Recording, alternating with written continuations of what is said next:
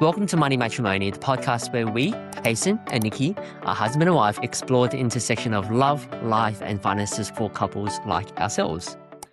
Nikki, today we're talking about a very big and maybe meaty topic as well, which is the real cost of having kids. Maybe before we go into it, tell us why couples should listen to this episode or watch this episode, in fact. Well, you should definitely listen and watch this episode because if you are planning to have kids, these are important conversations you should have, not only to be on the same page, because having kids does come with a lot of responsibilities, but there are sacrifices and compromises involved.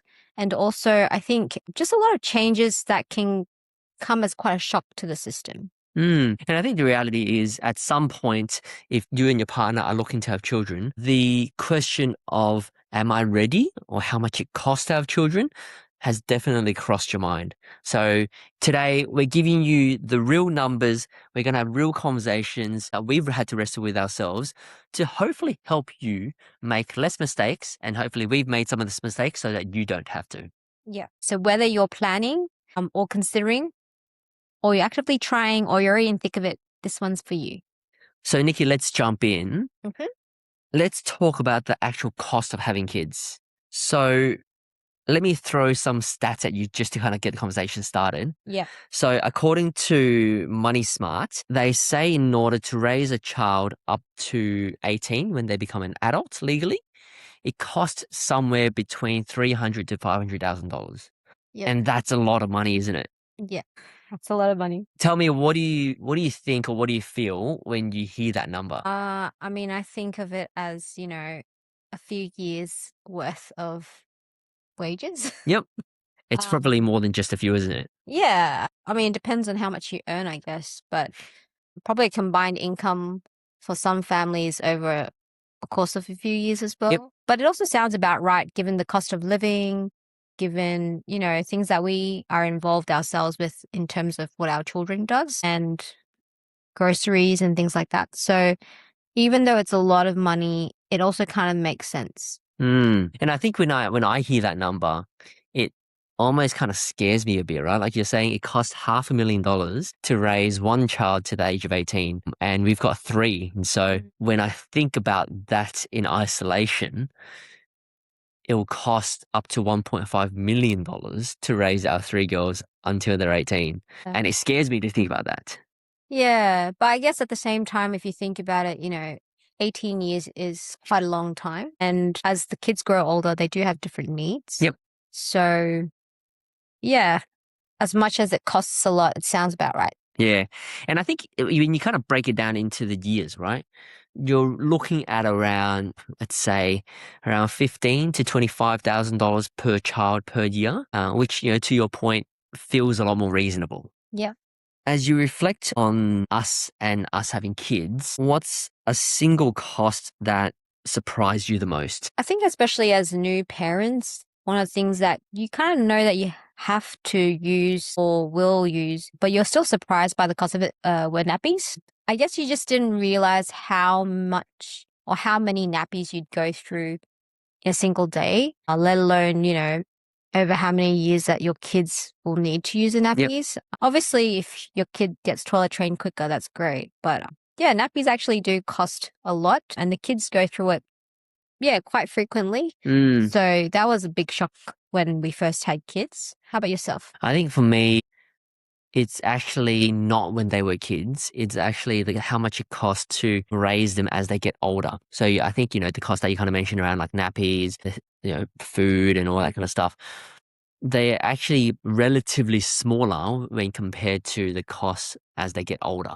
Yeah. I think the reality is our family budget has increased as our kids have gotten older.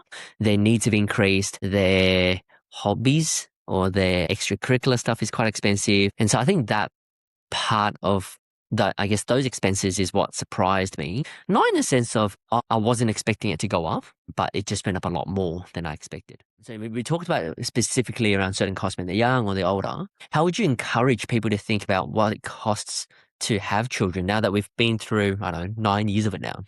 I think there's the financial costs definitely. So what we mentioned about nappies, groceries. As the kids get older, they need more food, Clothing, uniform, yeah, things like that. extracurricular. And there's also if you don't have family around to help, there's the cost of childcare. Mm, So yeah, the financial costs are real, but I think there's also the hidden costs whereby it involves the emotional as well as the physical. I think especially in the first few years of parenting, you do lose a lot of sleep. mm. And it does have an impact on your family in terms of, the added stress, the lack of patience. And yeah, you just don't feel 100% most of the time as you go through that newborn phase and having to, have those late nights. I think there's also the cost of like marriages. And I'm not saying to the point of a divorce and stuff like that, but your relationship really takes a hit in the first few years as you kind of navigate how to work as a family and also, what you're used to in terms of having those times to yourself. You don't really get that as much with kids. I think on that point, we've spoken about it briefly, maybe privately, but I think when I reflected on our experience when it came to having our eldest, Yeah. I think I expressed to you at some point that I felt neglected, right? Because your concentration and dedication was on the little baby, and I felt like I didn't really exist in the household. And I think that feeling is real, and probably practically as well, there's probably some truth to it where you're dedicating a lot of time to it. But I think it's also something that's really helpful to be conscious and aware of as well. That it's, Yeah. I'm sure it's not that you love me less as a result of having a baby, but it's just the practical realities.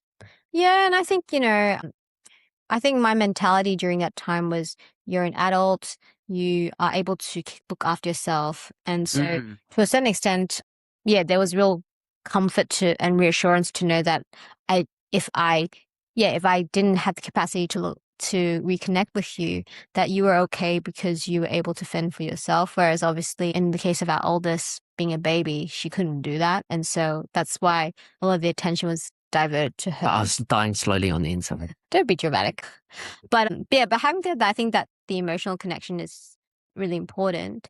It's just that, yeah, at different seasons in life, in terms of where your child's at, their age, there will be things that will take a hit or will just need to not necessarily complete sacrifice, but yeah, you kind of need to take time to rebuild those Mm. things. And for us, in terms of, our relationship, not that I got to the point where it's so bad that we weren't connecting, but we really had to take some time off, I guess, our kids to, yeah, go on those dates to reconnect. But I think it's also not just taking time out to reconnect and all that, but I think it's also adapting the way in which we connected, right? So we kind of reflected on it when we didn't have kids, we can yeah, impromptu go on a date night, go, hey, finish work, let's go have a nice dinner, go for a walk, and then go home and go to bed. Yeah. But when you have kids, you can't exactly do that. Yeah. So I felt like the way that we connected changed over time. It became a lot more kind of small corridor conversations, in between, you putting down the kids, or me putting down the kids, and one of the kids waking up, we'd spend maybe 15, half an hour together and just have a chat in the kitchen, sat at the kitchen table, we make a cup of tea, and then one of the kids is going to cry and we got to run back.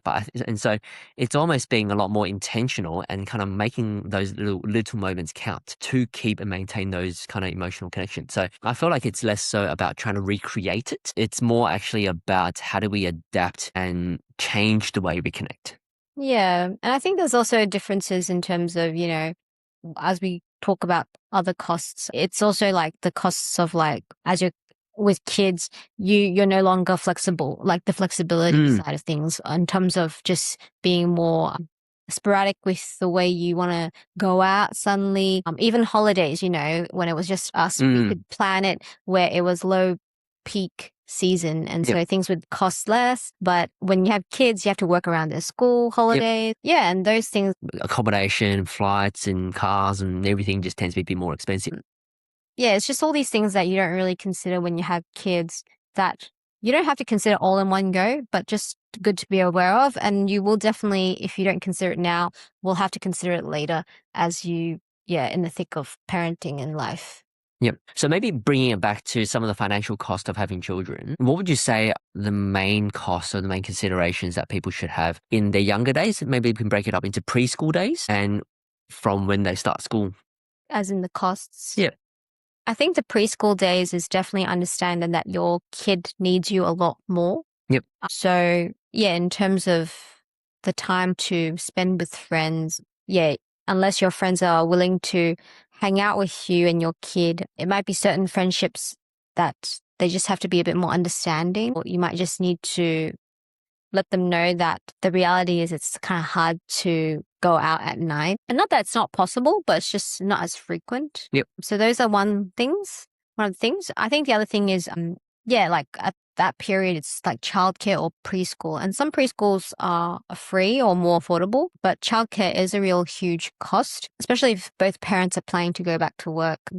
Yeah, that is a huge consideration. And I guess the cost of childcare also changes depending on how much your family earns, right? Because the government has got rebates on it, but it's income tested in the sense that the more you earn, the less rebate you get. Yeah, and that's the financial cost. But I think the opposite is like in our position where if one of the parents decide to stay at home, then yeah, the cost of it is kind of different. I guess less of a financial cost, but more of, for myself, the cost of like career advancement, the fact that I'm taking such a long break also has a cost on how I feel about re-entering the workforce, as well as. Speaking of which, you've just re-entered the workforce as well. Yeah, it's exciting but scary. But I think in terms of like eat meals and stuff, it's a lot more. I mean, nothing's affordable these days, but it's a lot more affordable in comparison to older kids.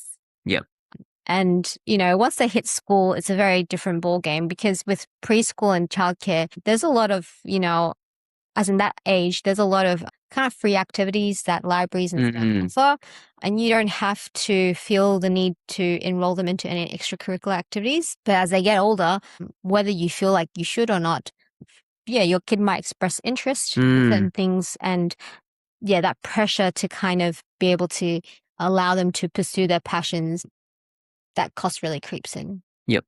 And I think, the cost as they get older, we're talking about school age kids, there's hobbies, there's extracurricular, and if you choose private schooling as well, that's a really big expense. And so I think that these things, you really have to start planning for it and thinking about it even before you get there. Yeah. Because they are very large expenses and they do have a material impact on your family and on your family budget and on the decisions you make as a result of your family budget. So, one of the things we've always said, it's always better to be prepared for these decisions and to be kind of armed with the right information. So yes, if you're in a situation where you think you're having kids, to talk about schooling seems so far away. But I think I'd encourage our viewers and listeners to actually consider it and go, okay, well, have that conversation with your partner and go, well, what kind of schooling do we want for our children? Are we happy with public schooling or do we want private schooling? Because it does have a material impact as well. Yeah. And I think that depends on also your like location, right? I think a lot of people go, oh, public schools for the way. But the reality is there are some public schools that are better and some public schools not as well, depending on where you live. And yeah, a lot of people do move as a result of having kids. And yeah, where you move, usually at a better catchment area, will mean that it costs more. Yes. But also, yeah, if you decide to have a kid or more kids, a lot of times people also upsize their house. So that's another cost. So, we've talked a lot about the cost of having children, financial cost, emotional cost, relational cost, time cost, and it's quite expensive in all this regard, right? Yeah. So here's the million-dollar question. Is there a way to having children without sacrificing stability? Short answer? Yep. I think you can have children without sacrificing stability. But then the other side of the question is, or maybe the other side is that you can't have kids without making adjustments or certain sacrifices. Whether that's permanently or temporarily. What do you mean by that? I think your lifestyle has to change. You're bringing a whole new being into the world. A whole new being who is 100% dependent on you. Yeah, so it's not like an animal where, sometimes you watch those animal documentaries and they have a kid and then the kid just goes and fends for themselves.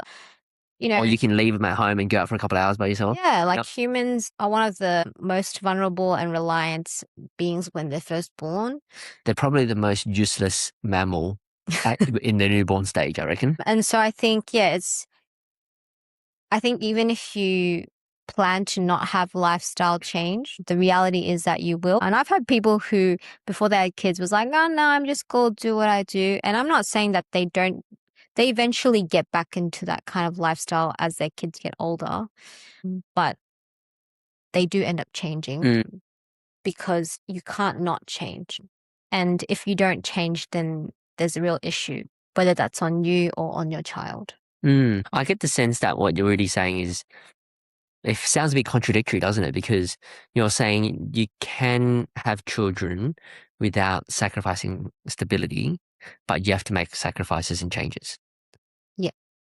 Okay. I think from my perspective, I feel like, yeah, you can maintain a certain level of stability, but it requires a lot of effort and planning. So whether you call that a sacrifice or not, I'm not sure. Whether you would consider that a sacrifice, I'm not sure. I don't think we necessarily consider it a sacrifice. It's just the reality of having children and growing as a family. But I think, one of the ways that I've always thought about is, in order to get something, you always have to give something. It's just the way that life works, unfortunately. If I want a hamburger, I got to give $10, or maybe these days probably $20 for a hamburger. And so if I want to have kids, there's something that I have to give as well in exchange for that. And so is it a sacrifice? No, I wouldn't say it's necessarily a sacrifice in the negative sense, but you definitely do have to give something up and change something. Yeah, I agree. I think personally for me, whether I wanted to or not, there was a period of time when I first had our eldest that it felt like my whole identity was just being a mom. And yeah, I did lament and grieve over the fact that it felt like I wasn't myself anymore because I was just so consumed by having to, as you said, like pour out all this attention and energy on this one person. And I think it's different because each child is different, but our eldest just happened to be a very hard baby. I don't know if it's because, I'm pretty sure it was because we were new parents, but Yep. also, I had my own like mental health battles as a result of, after birth. And I wasn't recover like I didn't have a very traumatic birth story, but I didn't recover quite well. I was quite a bit of pain. And so I think it's just a combination of things. It felt like I was kind of losing a part of myself. And that was something that, came to me completely, like I was completely unprepared for it because you just don't think of those things when you have kids. You think that, you look forward to what it's like, all the positive stuff about having kids. And yeah, you do consider the cost in terms of the practicality side, but I don't think you think about, the emotional side or even the way your hormones work when you have kids. And yeah, and so I think that was really hard for me personally. It's actually a really helpful segue onto our kind of next topic, which is having children disproportionately affects women, doesn't it? Yeah, because we're the child bearers or we give birth to the children. That's the way, God has made us. Yep. And so, yeah, like the reality is it does take a huge toll on the body.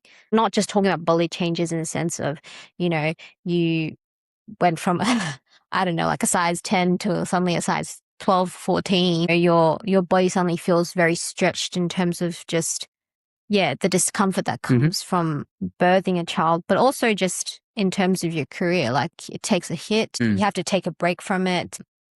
We do have some benefits or covers in terms of some mat leave and parental leave from the government. But the reality is in terms of the world, maternity or parental leave is not great. And not many places offer flexible working for parents. And so a lot of times it's kind of left to the mum to, just make that sacrifice for their child because the reality is the early years of a child's life, they're more dependent on their mothers just because of the way our bodies are created. So like, you mentioned there's obviously bodily changes, there's practical life changes, but I think, kind of bring it back to kind of the financial impact as well. It does also impact women disproportionately, doesn't it? Because if you kind of think about women, in the workforce, I think there is already a gender pay gap to begin with. And what we mean by that is statistically women earn less than men do. Yeah. And we talked about that in the previous episode. That's right. And we've talked about gender pay gap in one of our previous episodes. So go back to our back catalogs and check it out if you haven't. But in addition to that, you layer on the fact that most women don't return back to the full-time workforce straight away, or they don't return at all. And in your case, it took you 9 years to actually go back into the workforce. And I was in and out for a bit. Yeah, maybe you probably only worked around 6 months out of the nine years, I reckon. I did like casual work for a year. I was less than a year, I reckon. No, it was a year. Okay, well, let's say you worked a year out of the 9 years then.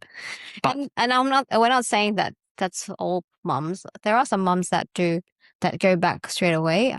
And, kudos to those mums. But at the same time, they also have the cost of not being able to be a part of as present. Yeah, as present, because they want to be able to further their career, or they want to be able to, get on top of it, which is fair enough. And so, as Hayson, you mentioned, there are things that have to give. So if you do want to further your career, then the reality is that your child will have to be looked after by someone else. But if you don't want your child to be looked after by someone else, then the reality is your career is going to take a hit. Yeah. And I think I just want to put a caveat on that as well, being that it's not just about career. I think there's a lot of people, there's a financial reality where one person working is insufficient for the family's expense. Yeah. So I think there's that reality where some women just have to go back to work because that's the financial reality of their family situation. Yeah. But I guess as we think about how it affects women disproportionately, I just want to share this one statistic with you, which I found quite fascinating, is women's annual earning plummets by over 50% in the first 5 years of a child's life. So what that means is, say, for example, you were earning, I don't know, say someone was earning $100,000 a year. In the first 5 years of a child's life, you statistically would drop down to less than $50,000 a year. Yeah. And that's quite a big amount. And that, depending on how you arrange your family finances as well, that materially disproportionately impacts the women. Yeah, and I think that's why it's important to, have these conversations with your spouse so that you are supported, so that you are financially secure or stable, and so that you don't feel like you make these sacrifices, but at the same time not feel like you're being supported for making those sacrifices. That's actually really helpful, because one of the questions that I wanted to ask you is, as we think about all these costs and trade-offs and, both financially and career perspective, what's the conversation that you wish more couples had before they had children? To be honest, there's so many. I think what I just mentioned about, the reality of however long that you need to take a break to give birth to the child and kind of look after them enough to either go back to childcare or decide that you want to be a stay-at-home parent. Having those conversations about financial viability, but also what that looks like in terms of, if I don't go back to work, will you be able to cover some of my superannuation, so to ensure that when I hit retirement that I'm not severely below disadvantage. Yeah. Yep. And also just, I guess, working out how you share your costs in terms of the family, working out, what that looks like. Because for some, you may be doing the half-half method.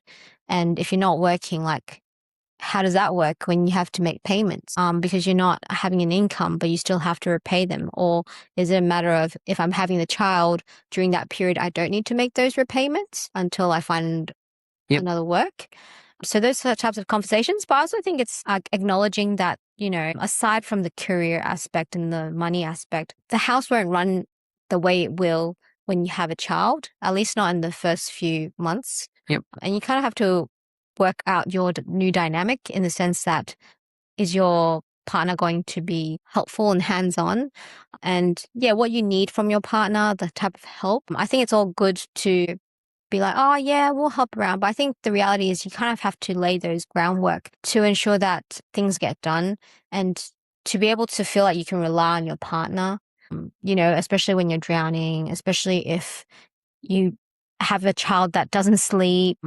I think there was a period where you kind of put the foot down for us, saying that, oh no, we need to sleep train our eldest at a certain age, because the reality was she was a really bad sleeper, and I was struggling with postnatal and you had to go back to work and you were lacking sleep and it was just driving all of us kind of crazy. And so, yeah, you did that in order to maintain the peace around the household. And I think it's important that those conversations kind of come up to so that you're prepared. Yep.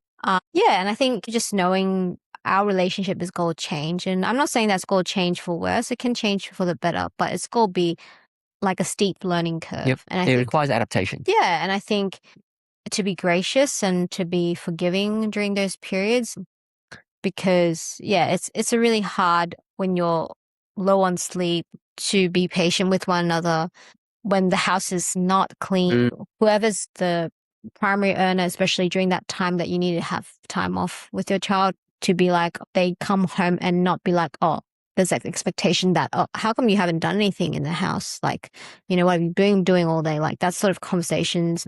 Yeah, to kind of appreciate the, I guess, the non-financial contributions of the house.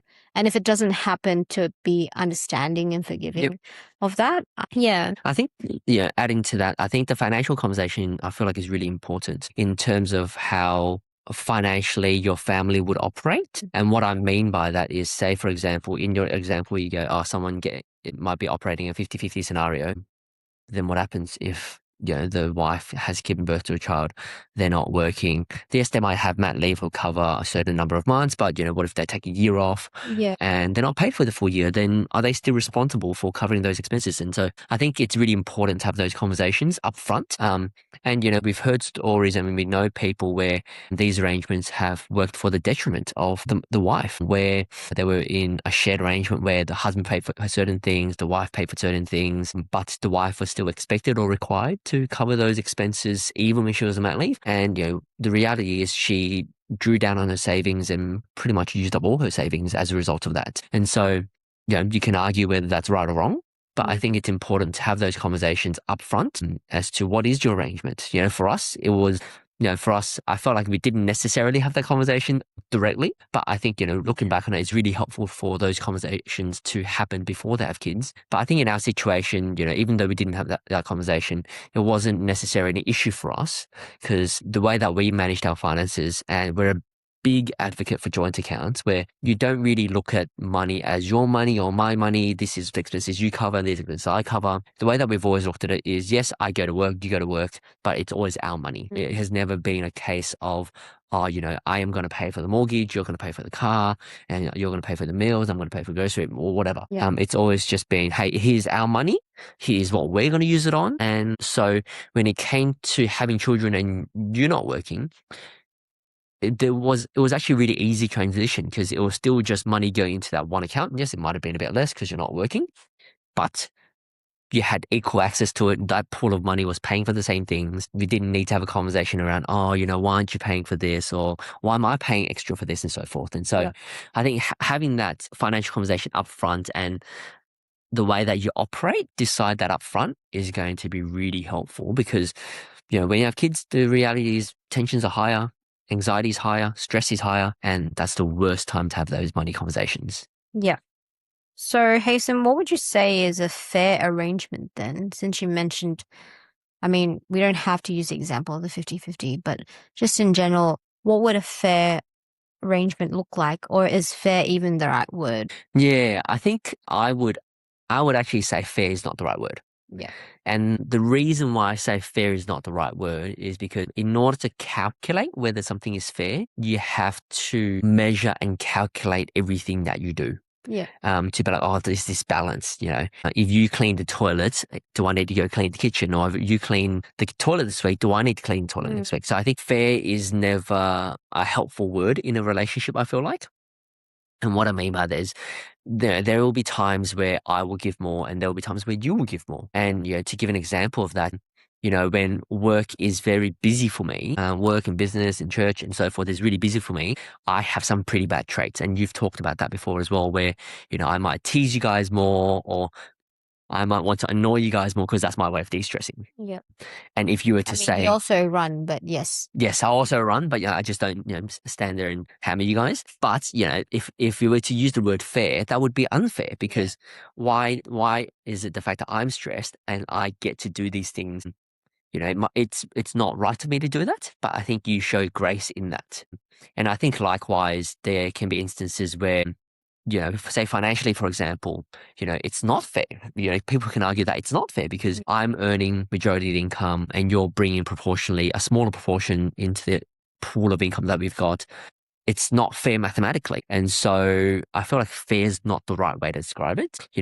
We've shared this story before. It's always better when each person just gives willingly, unconditionally, and lovingly.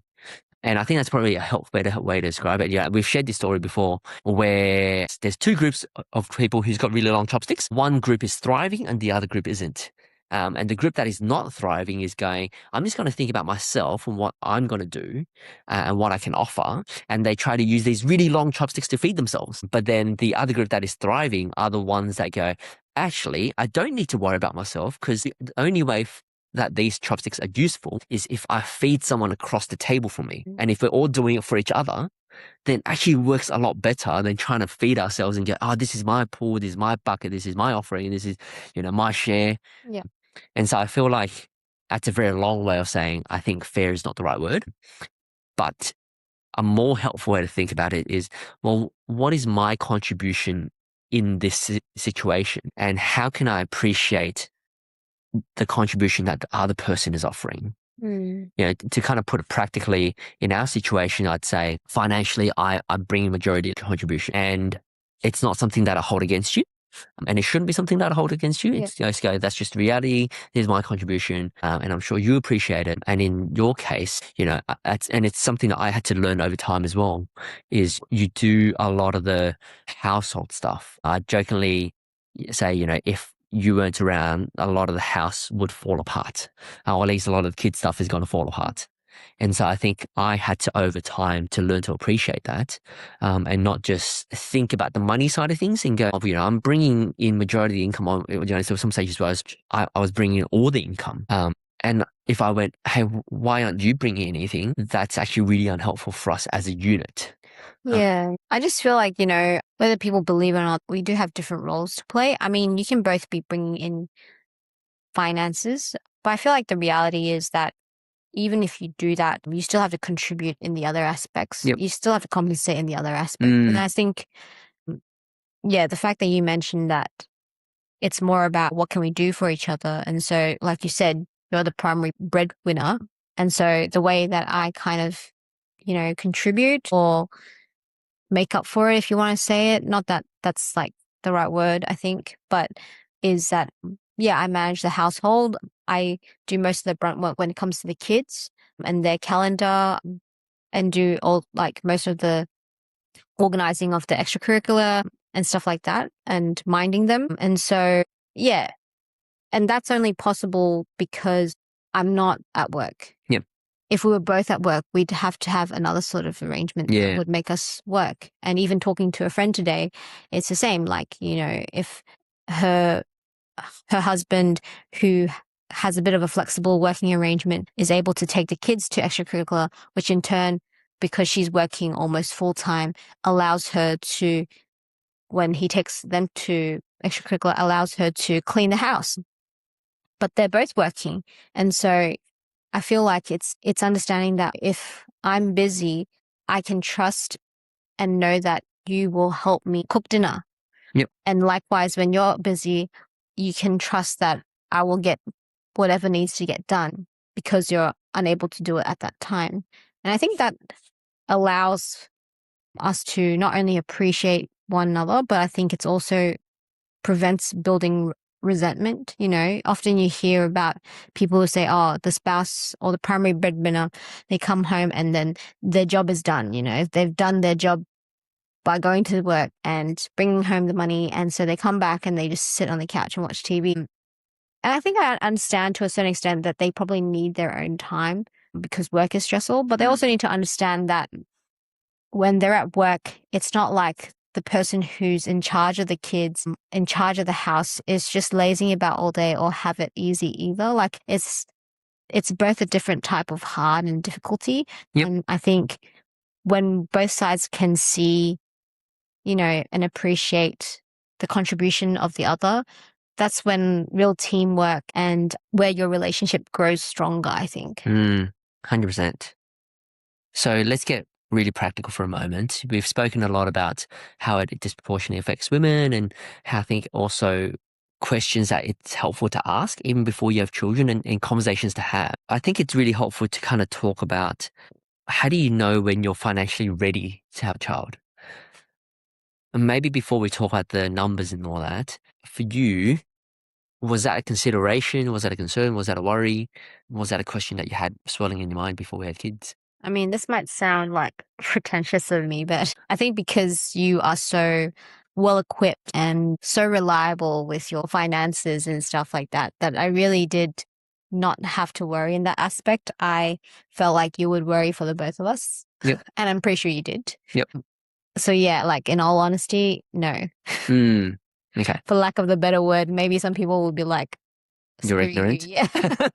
Or I could just be like, I'm really lucky, I'm really thankful. But yeah, I didn't worry because half ignorance, mostly I feel like you were very reliable.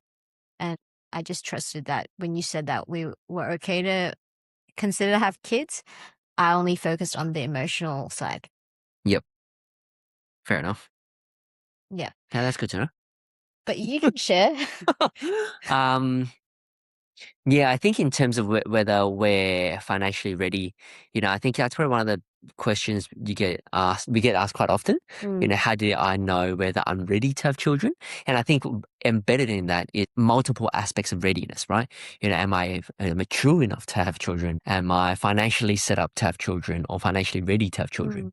And I think there's no magic number for am I ready to have children? Yeah. There's no magic number that says, oh, it's going to cost me $500,000 to raise my child to the age of 18. I've got to have $500,000 saved to have children. Actually, in fact, if that was the case, I'm pretty sure the world's population would be a lot smaller. So I don't think there's a magic number in that sense, but I think there are helpful considerations and kind of metrics to kind of work towards when it comes to whether you feel like you're financially ready to have children. And I think one of it is emergency fund. So we've got a full episode talking about emergency funds. So again, go check the back catalog if you haven't. Yeah. But what this fund is this bucket of money that you set aside for, as the name suggests, an emergency. Whether you've lost your job or whether there's an unexpected expense, like, you crashed your car, for example, or you had an accident or whatever. It's basically in any emergencies, this fund is used to cover it. I'd say, for most people, I'd say you at least need a minimum of 3 to 6 months of emergency fund and 3 to 6 months of kind of average monthly expenses set aside. But I think for me, I actually wanted 12 months of emergency fund set aside. And the reason for that being is because I think the reality is when you have children, you spend more. That's the first one. Two, you want to give yourself a bit more leeway. So you don't want to trap yourself into a corner where you've only got 3 months of emergency fund and you have to kind of rush out to go find a job and you got to settle for any job that'll take you, especially when you're having kids because you're a lot less flexible. You might have school pickup arrangements, commitments or whatever. That means that you lose a bit of flexibility. And so I think having that longer runway takes some of that edge and stress off the family in the case of an emergency. Yep. The second one is I consciously actually thought about our debt position. So how much debt are we carrying and how this debt affects our family? For most people, if you own your own house, you most likely have a mortgage. Yeah. I actually consciously thought about, okay, well, what size of a mortgage do I want? Because that'll determine how big of an emergency fund I need as well. But that will also materially impact the pressure that I feel when it comes to financial pressures. Yeah. I mean, you mentioned mortgage and the size of it. I guess you were thinking of the lines of, so were you thinking of the emergency fund first and then basing that off the type of mortgage size you wanted, or was it the other way around? I think it's a bit of both. So it's a bit of a cyclical exercise where your mortgage determines how big your emergency fund needs to be, but the size of the emergency fund that you can save also influences the size of mortgage that you can have as well. Yeah. So I think it's not just a linear exercise. I think it's a cyclical thing where you got to look at both at the same time. Yeah. And I think when they plan to have a family, they want to kind of find their ideal home or their forever home. And I don't know if this is the right suggestion or thought process, but for us, when we were thinking of having kids, we did look at homes. We did move while I was pregnant with our first. Yep. But I think you can start small, especially if you're just the first child. They can be very flexible, Yep. a lot more flexible than multiple children. And I think if you're conscious, or I guess your readiness is based off the fact that you don't have a home or a big enough home, then I think it's okay, especially with a first child or even two kids when they're young, that they can share a room, that they don't need that much space. Yep. It's just, those concerns can be gradual. Yep. And they don't have to be all figured out just because, you want to start a family. Yeah, I think so. I think the other consideration that I had around there was income stability. Yeah. I think even before we had kids, we made a conscious decision where we said, if we were to have children, we'd want one parent to stay at home, whether that was yourself or myself. Obviously, it ended up being yourself. But I think what that meant for us as a family is, in the case where if both of us were working, if I was to lose my job or if my business was to fail or whatever, then at least you would have an income that would bring into the family and that we've got some source of income and vice versa, right? Yeah. But one of the realities of being a single income family is if my income disappears, then we have no income. And so I think we really had to think about income stability, about how stable is your job. That it's not to say that if you don't have a stable job, you shouldn't have children. Because I think everyone's risk, profile or risk appetite is different. But I think that was definitely one of the considerations that I had was, how stable is my income? And I think one of the other things that I made a conscious decision maybe later on, after we had kids, was how can I diversify my income? So how can I not rely on one source of income being, for most people would just be a salary. How do I not be fully dependent on that source of income? But how can I diversify our income so that, if one thing was to go wrong, I'd at least have something else in play as well. So that's definitely something I considered from a financial point of view when it came to having children. Yeah. And that changed over time as well. Yeah. And I also remember when, we're having kids that you had contemplated originally whether to change job, or I don't know, maybe you were approached by a headhunter or something about a job, and I think you end up turning that job down just because of certain factors that made it less stable. Yeah, that's right. It was a smaller company. And the paternity leave that it offered wasn't as good. Yeah. And for those factors, I turned it down and decided to stay where I was. Yeah. Yeah. Income stability is a really big factor, particularly if your wife or your partner wants to be a stay-at-home mum or a stay-at-home dad. It doesn't have to, it can be either one. Yeah. I'd always said I'd love to stay home, but we haven't quite gotten there yet. But, can't afford it. We will.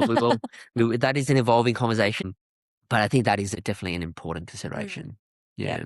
So, in light of what you mentioned about all these things, what's the one, financial conversation that you think all couples should have before or considering having kids? I think one of the most important conversations is actually not about the numbers. It's actually having that conversation and asking each other, are you willing to evolve and adapt our lifestyle with the evolving circumstances of life? And what I mean by that is even having kids, there's different stages in how your life looks. You've talked a bit about, when they're younger, their life looks a certain way. When they get a bit older, there's different challenges. You might get a bit more freedom from a time and flexibility point of view, but, financially, there's a bigger cost. And when they get even older, even our eldest, they're not quite a teen yet, but, she's already showing some teen challenges. I guess you can call it that. And so I think your life is constantly evolving and adapting, both from a circumstance point of view, and it requires us to adapt and respond to that.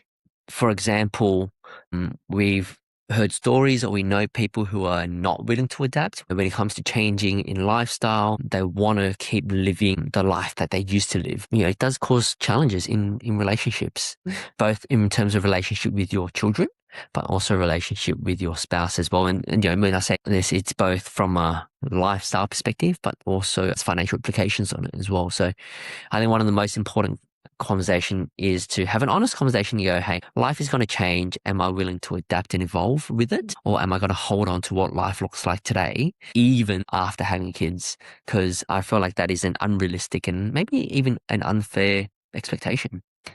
Yeah, I think on top of what you said, I definitely think there's that emotional readiness that should be discussed. I don't think anyone will ever be completely ready to have kids in terms of being prepared. But as you mentioned about having that conversation about whether you're willing to adapt or adjust those lifestyles based on, what your family needs, that's important. But I think at the end of the day, it comes down to, again, communication, but also being willing to be on the same page. When you take your marital vows, it's always like for better or for worse and all that sort of thing. And not that having kids is the worst, but it will be hard, Yep. The reality is it's hard. They will really test you and kind of put you through the ringer in terms of you need to help them regulate their emotions when you're having a hard time regulating your own. And so I think it's a matter of whether you're still willing to work as a team and be on the same page when those things are just as hard as, the financial side of things. And yeah, and I think if you're ready to be able to do that, you're in a better position to consider having kids than like the financial side of things. Financial side of things you can kind of work and plan your way around. But I think it's that commitment of being willing to kind of work as a team when the going gets tough and not kind of abandon your responsibilities. Yeah, that's the hard part, I think. Yeah. And the reality is the going will get tough. Like, Yeah. I think, if anyone wants to say, hey, having kids is lovely. Like, don't get me wrong. Like, it's beautiful. It's joyful. I learn a lot from it. But there are days where, going does get pretty tough. Yeah. Both practically and, we've also experienced financial burdens or financial earthquakes and bombs as a result of having kids, right? Yeah, like, I recently had a surgery and that took a hit to the wallet, but also it also meant a lot of other things. Like I was kind of out of action for a good Two week. and a half, 3 weeks, sorry. Yeah, and you kind of not only had to be the person that brought in the income, you were also the one that did all the other stuff that I would normally do, which you really felt the brunt of it. And I think, if Hayson, you didn't do that sort of thing, then like a lot of things would fall through. Like our kids wouldn't get to school on time, or they would miss out on the extracurricular stuff, which wouldn't have been a big deal. But at the same time, we're paying for those things and dinner wouldn't be ready. The house, was a mess, those sorts of things. And yeah, I think when one spouse is down, especially if you have a good kind of plan of action, you really do feel that hit, I think. Yeah. And I think, all in all, we're saying having kids is costly. Going back to our original kind of topic, right? Like, the real cost of having kids is very costly. Yeah. And it's very costly, but I think we're scaring our viewers, but it's also a huge blessing. Like it's so contradictory and so hard to explain to people who are either considering have kids or who don't understand why you should have kids because of the financial costs, I guess. But it's such a huge blessing and you just learn things not only about yourself, but about life. You appreciate life a lot more, They kind of bring you back to the reality of things that are more important, like the basics of life. I think being able to enjoy, the little details of even just when you go for a walk and, your child decides to pluck a wildflower that's, for us, when we walk, it's in passing, it's a weed. But then they give it to you and they treat you like you're their world. They think this is the most beautiful flower and they offer it. They want to share it with you. And there's like a huge joy in that. And it's really hard to explain because I think that huge joy can only come from your own. But yeah, it's crazy, right? Like you feel that way, but at the same time, we're not shying away from how hard it is either. But I feel like I have to stress that the difficulty or the challenges of that does not negate the huge joys and huge blessing and huge learning curve that is when you have kids. I remember having a conversation with a friend and, they were thinking about getting married. They were asking us, I think they're 5 or 6 years younger than we are. kind of asked us, oh, like, why did you have kids? Mm. And then he followed by, nothing about having kids makes any sense. And then I said, oh, what do you mean? Well, financially it doesn't make any sense because they just use up all your money and they don't, it's not even an investment. Yeah, it's bad. It's a bad investment, right? They take up a lot of your time. You can't just impromptu go out and do your thing. My weekends are now filled with ballet between 8:30 in the morning to 1 o'clock in the afternoon. And then every other week there's some competition happening, and it's kind of Or like birthday parties. yeah, birthday parties, and so like all my time's taken up, so to speak. And so it's almost like it doesn't make any sense. The cost of having children is really high. But I think when I said to him, if he gave me a choice, and asked me would I do it again, if I can go back and would I do it again, I would 100% go back and have kids. Yes, there are days where I'm pulling out my hair and pulling out your hair and we're pulling each other's hair and we're going crazy. But I think, to your point, kids bring immense joy into our lives. Yes, they can be a handful, as we were when we were children, but it has taught me so much when it comes to having kids. And I think one of the things that I've learnt the most powerfully as a parent is how much joy it brings me to give. And I think, even with your spouse, yes, we're meant to love each other unconditionally, but there's still an element of, well, if I'm nice to you, if you did the vacuum, and you asked me yesterday, right? You did the vacuum and you asked me, hey, did you notice I vacuumed the floor today? You want to be appreciated, and it's true, right? Like that's just, it's nice to be appreciated and you want people to notice. But with kids, it's very different where you're able to give so unconditionally, even when the kids don't appreciate it. Like even just little things like, we're we're having dinner, there's something that they love eating. I'm sure you do as well. I would consciously go, I'll eat less of it so then they can have more of it.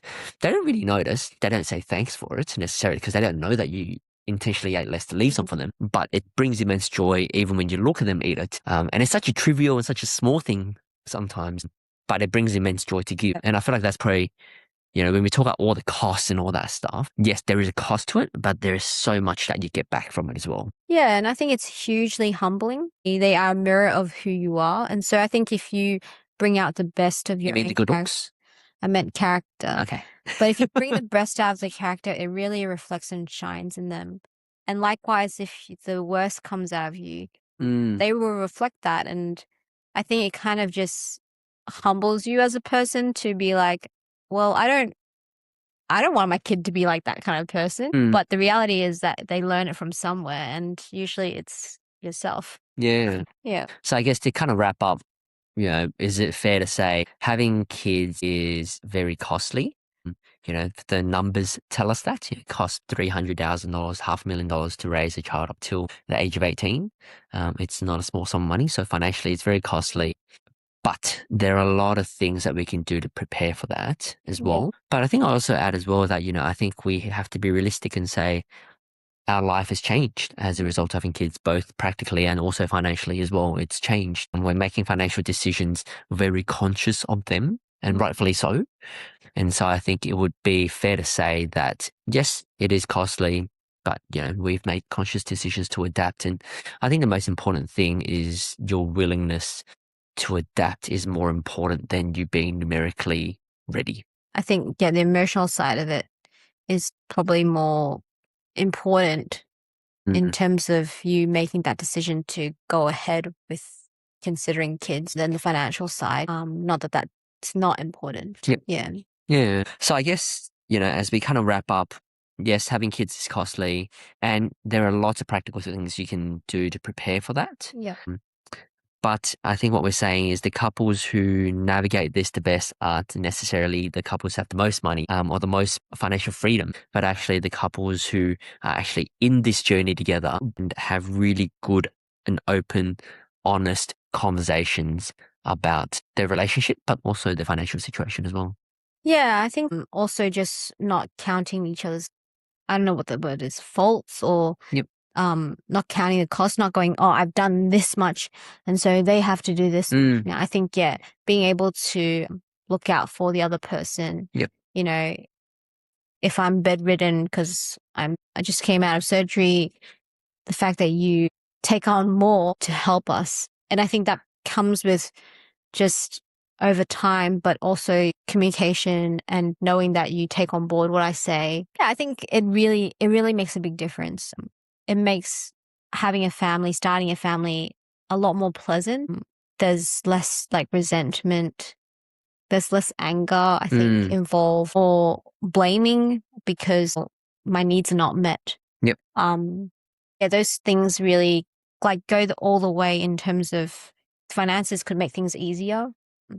But the fact that you have a partner that you're on the same team with, that you can rely on, that you know that if anything happens, they'll kind of have your back. That's what makes a big difference, I think. Yeah. Yeah. Hopefully it's been a helpful conversation for you as you think about the real cost of having children, or maybe trying to answer the question of, are we ready to have children? Sorry, we haven't given you a very straight answer, but hopefully we've given you lots of helpful things to think about, consider, and to really discuss as a couple. Thank you for tuning in. We'd love for you to be part of the Money Matrimony community by connecting with us on our socials. Our Instagram is at the.moneymatrimony, and you can like our Facebook page to stay up to date. And also, if you know a friend or family who you feel like would benefit from listening to this conversation, please do share it with them, as it helps us more than you can imagine, but hopefully it will also help them in their journey as well.